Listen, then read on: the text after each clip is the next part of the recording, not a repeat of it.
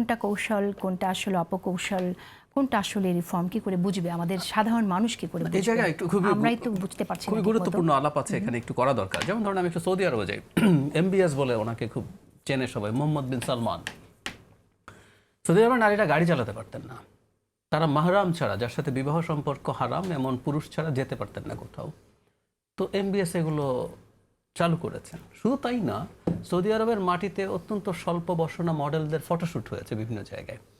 সরিয়ে রাখি যে মুসলিম একজন নারী গাড়ি চালাতে পারবেন, এখন দোকানগুলোতে চাকরিও কম্পালসারি করে দিয়েছে। মুসলিম একজন নারী মাহরাম ছাড়া কোথাও যেতে পারবেন। আচ্ছা, আমার প্রশ্ন হচ্ছে এটা কি ইসলাম পারমিট করে? যদি করে তাহলে আপনি এতদিন দেন নাই কেন? আর যদি না করে তাহলে এখন দিলেন কেন?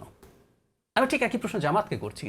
আমরা ছোটবেলা থেকে, জামাতে কিন্তু নারীর যে শাখা এটি কিন্তু বেশ স্ট্রং। আমার নিজের মনে আছে, আমরা ছোটবেলায় দেখি যে নারীরা বাসায় যাচ্ছে, বেশ ওরা, আমি ছোটবেলা থেকে দেখেছি, আমার মনে আছে বাসায় বাসায় যাচ্ছেন, দাওয়াত দিচ্ছেন, কোরআন শেখানো, খুবই ডেডিকেটেডলি কাজ করেন তারা। তো এই নারীদেরকে আপনি এত বছর পর ব্রিটিশ হাই কমিশনের সাথে, এবং ওখানেও তারা কিন্তু অত্যন্ত টাফ পর্দা করে গেছেন, নেকাব পরা ছিলেন, 6 জন গেছেন, আমার ওই ছবিটা অনেকবার দেখা আছে। তাহলে আমার প্রশ্ন, এবং জাহেদ আপনি খেয়াল করেছেন যে আমাদের নারীরা কিছু মিটিং এ বক্তব্য রেখেছেন, এক্সেলেন্ট বক্তব্য রেখেছেন। আপনিও মনে হয় দুই একজনকে টক শোতেও ডেকেছেন, খুবই ভালো কথাও। তাহলে আমার প্রশ্ন কিন্তু একই রকম, নারীরা বের হবেন, এসব মিটিং এ যাবেন, এটা কি ইসলাম সমর্থন করে?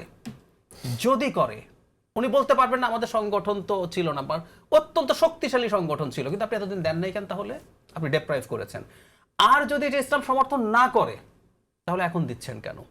সমস্যাটা অন্য জায়গায়। আপনি ইসলামী মূল্যবোধ সাথে রাখবেন। যেমন মঞ্জু ভাইদের যে পার্টি, এবি পার্টি, আমি ধারণা করি খানিকটা AKP, truth and justice party, এরদোগানের যে পার্টি, তার সাথে মিল আছে। এখানে মুসলিম বা ইসলামের কিছু মূল্যবোধকে ওনারা ধারণ করেন, এক ধরনের মধ্যডান দল। ওনারা দেখুন ইসলাম শব্দটা ব্যবহার করছে না, আপনি ইসলাম ব্যবহার করবেন, কারণ ইসলামের তো একটা আলাদা ট্র্যাকশন আছে, কিন্তু আপনি আবার এসব করবেন, এই জিনিসটা প্রচন্ড রকম দ্বিচারিতা। আপনি যদি এগুলো থেকে সরেই আসে তার ইসলাম ব্যবহার করবেন না। আসলে আপনি মুসলিম কিছু মূল্যবোধকে, ইসলামের কিছু মূল্যবোধকে ব্যবহার করতে পারেন।